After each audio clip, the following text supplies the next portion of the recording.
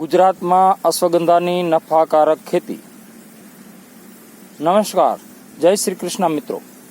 હું પરસોત્તમ હિરપરા આપ સૌના સારા સ્વાસ્થ્ય અને સમૃદ્ધિની કામના કરું છું અને પરિવાર લાઈફ કેરમાં આપ સૌનું હાર્દિક સ્વાગત કરું છું.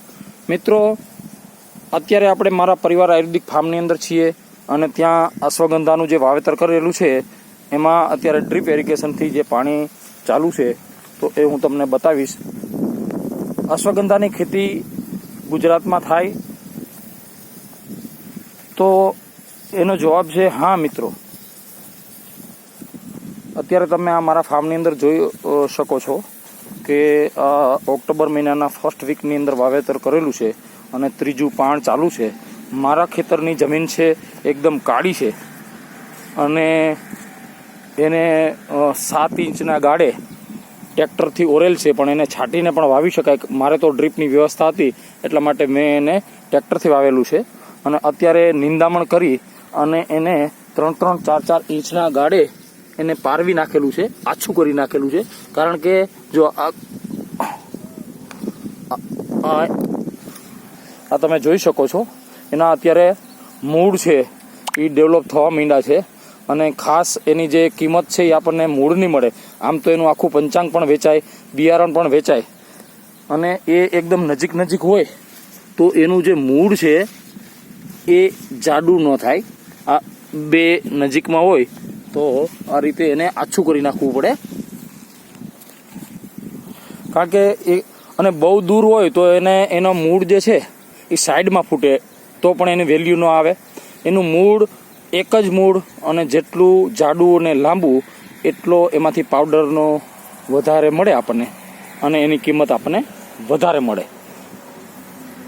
ગુજરાતની કોઈ પણ જમીનમાં એ થઈ શકે છે. આ જંગલી છોડ છે અને એને ખાસ માવજતની જરૂર નથી.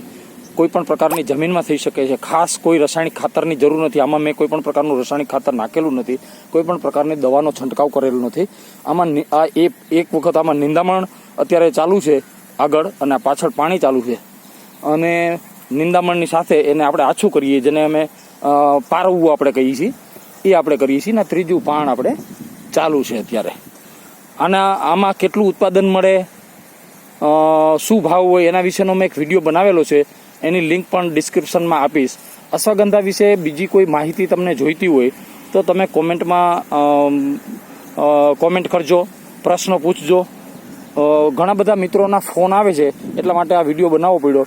બધા જ લોકોને ફોનથી જવાબ આપવો શક્ય નથી એટલે હું અત્યારે આ વિડીયો દ્વારા તમને બધાને એનો જવાબ આપવા માટે પ્રયત્ન કરું છું.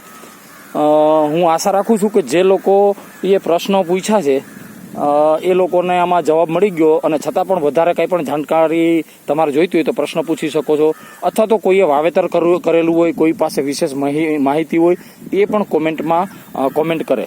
મિત્રો, આપણે આ ગુજરાતમાં ઔષધિ ખેતીની કેટલી સંભાવના એના માટે હું તમને બીજો એક વિડીયો દ્વારા બતાવીશ કે ગુજરાતમાં કઈ પ્રકારની ઔષધિ ખેતી કરાય. ઘણી વખત ઘણા બધા ખેડૂત મિત્રો લાંબા ગાળાનો પાક વાવી એલોવેરા કે સતાવરી, નેપાળી સતાવરી જેવા મોંઘા ભાવના છોડ લઈ અને વાવેતર કરી અને મને પૂછતા હોય છે કે હવે આ માલ તૈયાર થયો તો એનું શું કરવું. તો મિત્રો, આપણે કોઈ પણ ઔષધિ પાક વાવતા પહેલાં એના વિશેની પૂરી જાણકારી, એના વિશેનું માર્કેટ આ બધું જોઈ લેવું જોઈએ. અશ્વગંધાના માર્કેટ વિશે પણ મેં ગયા વિડીયોની અંદર ચર્ચા કરી. હજી પણ આપણે એના વિશે બીજી ચર્ચા કરીશું કે ભાઈ અશ્વગંધાનું માર્કેટ ક્યાં અને કેવી રીતનું એનું વેચાણ કરવું. મિત્રો, અત્યારે પરિવાર આયુર્વેદિક ફાર્મની અંદર તમે જોઈ શકો છો કે અહીંયા ઘણી બધી પ્રકારના આ એક ગાર્ડનની અંદર આપણે ઔષધિ છોડ વાવેલા છે. બીજા ઘણા બધા આપણે વિડીયો પણ બનાવેલા છે અને ઘણા બધા મિત્રોનું કેટલી બધી ઔષધિઓ વિશે પ્રશ્નો પણ પૂછતા હોય છે.